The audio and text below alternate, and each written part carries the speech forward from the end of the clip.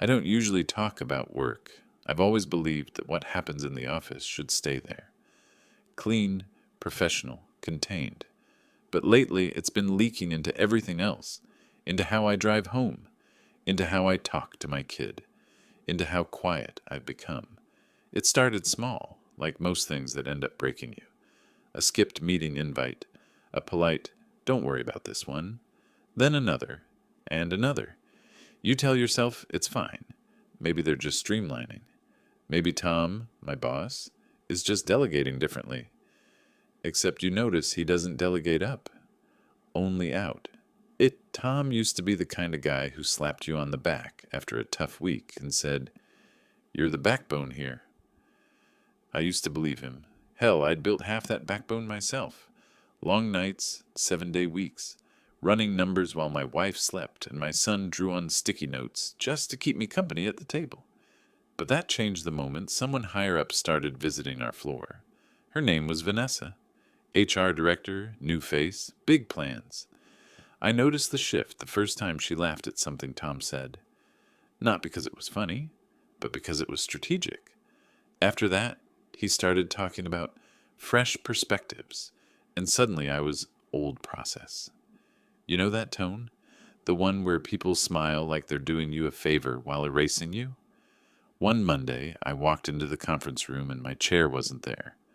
Not moved, gone. The intern's sitting in my seat, laptop open, pretending not to notice. Tom just says, "We're testing new dynamics. Don't overthink it." He says it like he's patting a dog that's getting too old to chase. That night, I stayed late, alone, fixing the numbers for a report they'd barely glanced at. Around 9, my son called from my wife's phone. "Dad, are you still at work?" "Yeah, buddy, just finishing up." "Mom says you already finished yesterday." "Almost. Gotta make sure it's perfect." He was quiet for a bit. Then he said, "Is your boss nice?" It caught me off guard. "Why?" I asked. "Because you sound different when you talk about him, like you're pretending." That one hurt more than Tom ever could. The next morning I walked in like nothing was wrong. You learn to wear calmness like armor. I said good morning. I smiled. I made coffee for the room. But inside, something started to bend. By Wednesday, Tom had assigned a project shadow, his words. A junior analyst named Kyle. Fresh out of business school, full of confidence, all teeth and ambition. I didn't hate the kid. I hated the way Tom positioned it. "Kyle's here to learn from you," he said. "You've got the experience. He's got the drive. Great combo." But the way Tom looked at Kyle told the truth. I wasn't a mentor. I was a test run. A week later, the company newsletter went out. Big photo of Tom and Kyle in front of a graph I'd built, labeled Our Innovation Team. My name wasn't mentioned. I read it twice, thinking maybe I'd missed something. I hadn't. That Friday, we had our regular team meeting, the one I'd been running for 3 years. Except this time, Tom stood at the front. "We'll keep this brief," he said.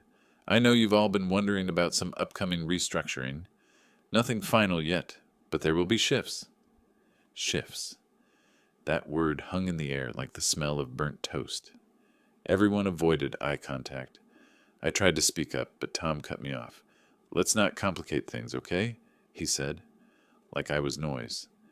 After the meeting, he pulled me aside. "Don't take this personally, Mark. You've been solid. We're just evolving." I didn't answer. I just nodded and walked back to my desk, pretending the ground didn't tilt under me. That weekend, my son asked if I could help him with his science project, building a small windmill out of cardboard. I said yes. And for 2 hours, I forgot about everything. We cut, glued, laughed, made a mess. But at one point, when he looked at the spinning blades, he said, "See?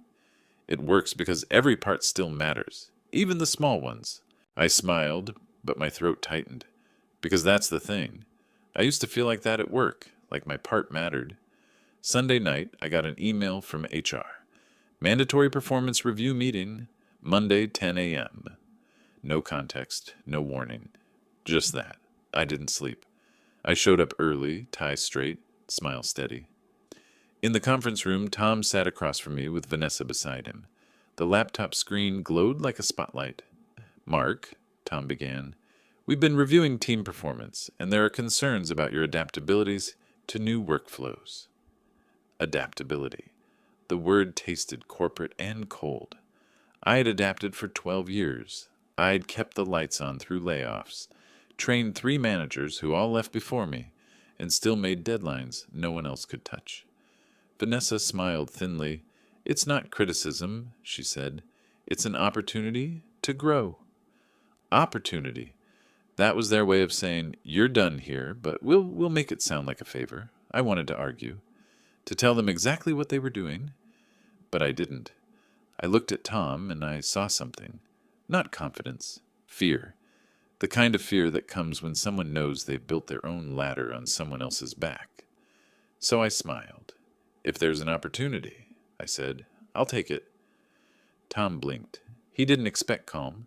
He wanted reaction, conflict. But that was the moment I decided. I wouldn't give him my panic. I'd give him patience. And patience in rooms like that is dangerous. But that was just the beginning. The next few weeks were a slow burn. You know, that kind of silence people give you at work? The kind that says everything without saying a word? That's what I walked into every morning. Emails got shorter. Replies, colder. I'd walk past conversations that used to stop when I entered. Now they didn't even bother stopping. That's how you know it's over. When they don't care if you hear it. Tom stopped calling me man. It was just Mark now. Flat, clean, managerial. Every time I spoke, he'd check his phone or glance at Vanessa like he was getting silent approval. And Kyle, my shadow, started leading the calls I used to run. His voice carried that fresh arrogance that only comes from someone who's never failed. Yet. One Tuesday, they gathered us in the boardroom to review workflow efficiency. I'd been doing this review for years, tracking numbers, performance, hours.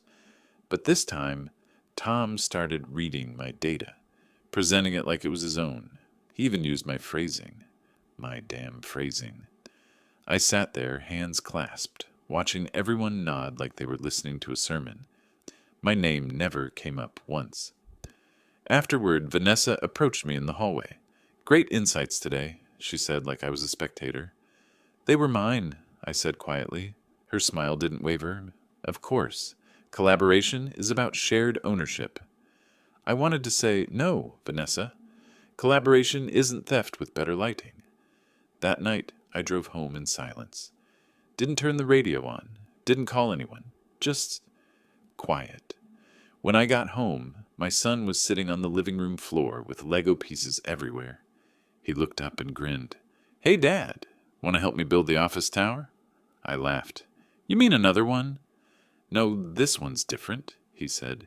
"It's for the people who forgot where they came from." He said it like a joke. I laughed again, but something inside me cracked. Kids have this way of saying things without knowing how sharp they are. At dinner, my wife asked, "Everything okay at work?" "Fine," I lied. She studied me the way people do when they already know the answer. "You've been quiet lately." "I'm just tired." "Tired doesn't make you stare at your plate for 5 minutes," she said softly. I wanted to tell her everything, the politics, the theft, the humiliation. But I didn't, because saying it out loud would make it real. The next morning, Tom called me into his office. Kyle was already there, on the desk, 2 mugs of coffee. One for Tom, one for him.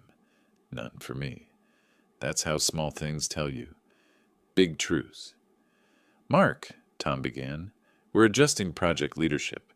Kyle's going to take point on the upcoming proposal." I blinked. "The proposal I wrote?" He nodded. "Right. You'll still be involved, of course, just in a supporting role. We need to modernize our face to clients." "Modernize," I repeated. "You mean younger." Tom's jaw tightened. "Don't make this personal."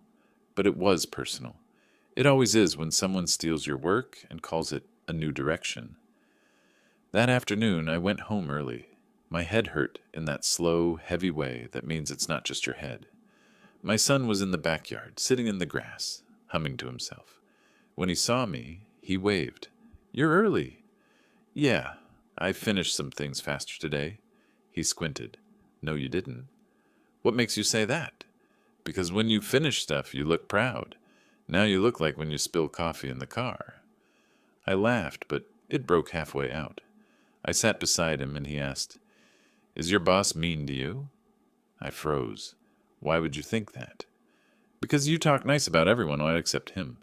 He tilted his head. Did you do something bad? That one hit like a punch. Nobody, I said.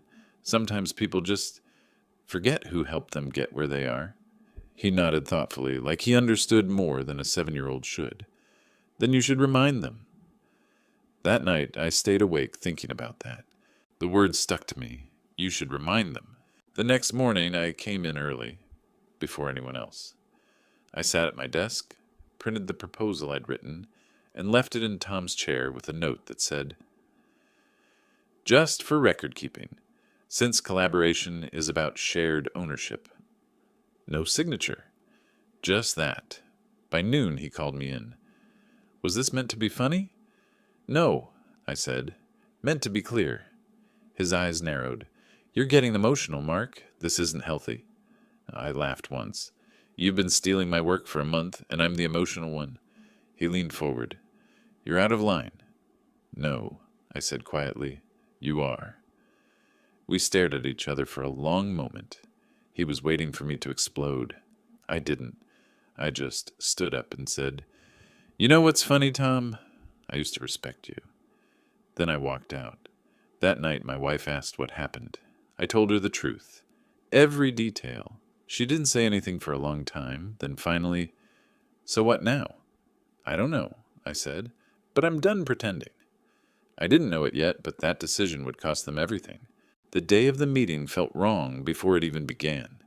The office air was too still, too rehearsed. People avoided my eyes like I was already a ghost. There were coffee cups lined up on the long oak table, notebooks open, screens glowing, everyone pretending this was normal. Tom stood at the head of the table, voice smooth, smile corporate. All right, team, he said. Today we're finalizing the transition plan.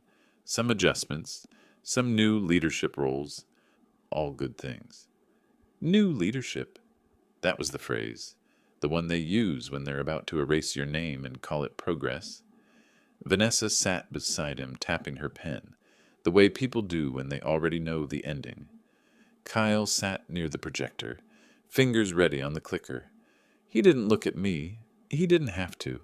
He'd already taken what he needed.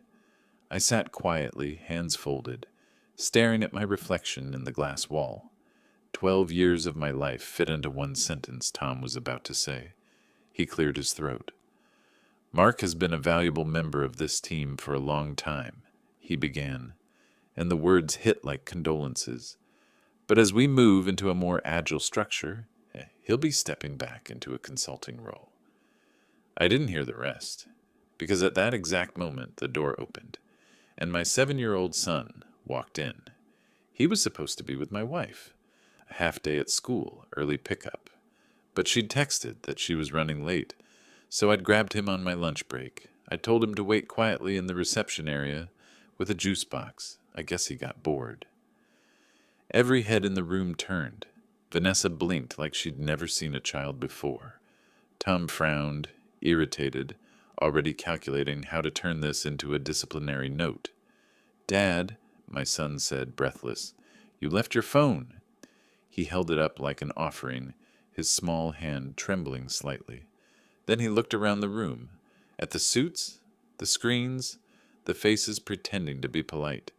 Tom forced a smile. Hey there, buddy. We're having a big meeting right now. My son nodded seriously. I know. Are you the boss? Tom chuckled. Something like that. And then, without warning, without hesitation, my son asked, Are you the one who told my dad not to smile anymore? The room went completely silent. I swear I could hear the hum of the projector and the fluorescent buzz above us. Tom blinked, the kind of blink that means I didn't prepare for this script. Vanessa froze. Kyle looked like he wanted to disappear into the carpet. I didn't move.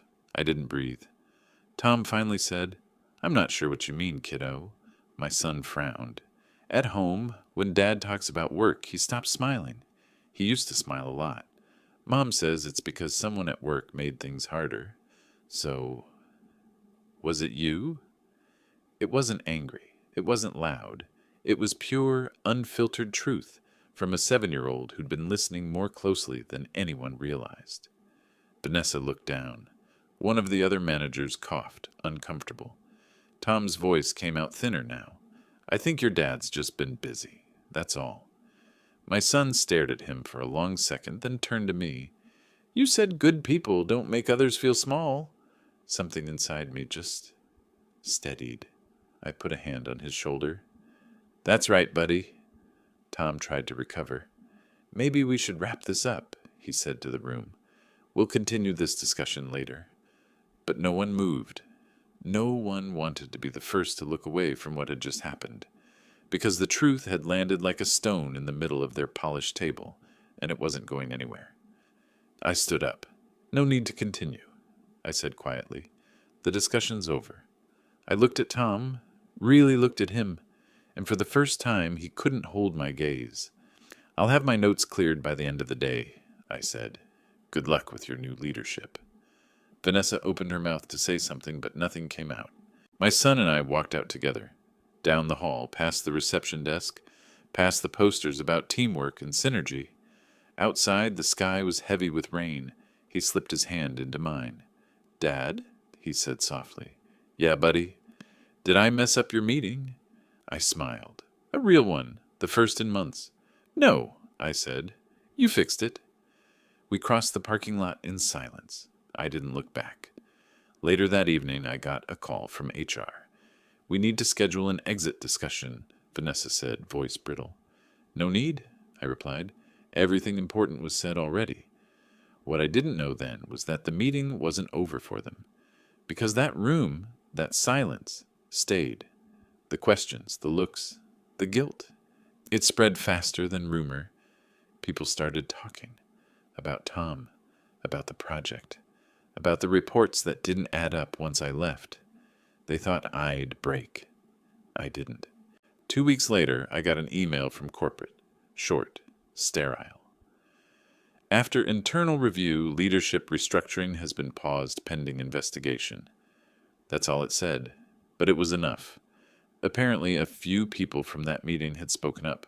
Not loudly, not heroically, just honestly. Someone mentioned my proposal. Someone else mentioned the edits that magically appeared with Kyle's name on them. And someone, quietly, mentioned my son's question. By the end of the month, Tom's office was empty. Vanessa's nameplate disappeared a week later. HR called me to discuss reinstatement options. I said no. I didn't want the seat back. Some things, once they rot, can't be rebuilt. Not the same way. Instead, I took the small severance, packed my things, and left for the last time. No drama, no farewell speech, just a clean exit. On my way out, Kyle caught me in the hallway. He looked smaller somehow. Hey, Mark, he said, voice low. I didn't know what was really happening. I'm sorry. I studied him for a second. The kind of second that decides whether you make peace or leave a scar. You'll know next time, I said. He nodded. Yeah, I think I will. Outside, the air smelled like rain again. There's something about walking away from a place that drained you. It's like breathing correctly for the first time in months. That evening, I came home early. My son was sitting at the kitchen table coloring. He looked up. Did you win? He asked. I smiled. I didn't lose. He grinned. That's the same thing. We went out to the porch. The sun was setting low, painting the sky orange and quiet. He leaned against me, small head resting on my arm. Dad? Yeah? Why were those people mean to you? I thought about that for a while. Some people forget that being in charge isn't the same as being right. He nodded, serious. You remembered. I laughed softly. Yeah, I guess I did. For a long time, we just sat there. No noise, no office, no tension, just peace. The kind that doesn't announce itself. It just settles quietly around you when you stop chasing everyone else's approval. I got a call a week later, HR again. You could come back, you know. We'd make it right. I said, you can't make something right by going back to where it went wrong. Instead, I started freelancing, consulting for smaller firms, ones that didn't measure value by who talks the loudest. I set my own hours. I had breakfast with my son every morning. Sometimes he'd ask about the bad boss, and I'd just smile and change the subject. One day, as we were packing his lunch, he said, "Hey, Dad, do you still work with the people who made you sad?" "No," I said. "Now I work with people who let me smile." He grinned. "Good, because you smile better now." That night, after he fell asleep, I stood by his door for a while, listening to the small sound of him breathing, the quiet rhythm of someone who hasn't learned fear yet. And I realized something simple. Revenge fades, but dignity doesn't. Tom lost his job. I lost my patience, but I kept my peace. Now, every morning when I drive past that office, glass windows, cold lights, I don't feel anger anymore. I just feel distance, the kind that means you've finally walked far enough away to see everything clearly. People always ask what happened in that meeting, like there's some big secret. I tell them the truth. A kid asked a question no adult in that room had the courage to ask, and the silence that followed did more damage than any speech ever could. That's all it took. One question. "You're the one who told my dad not to smile anymore?" Turns out, sometimes karma doesn't roar. Sometimes it just speaks in a small, honest voice and leaves everyone else in the room unable to breathe. And I finally could.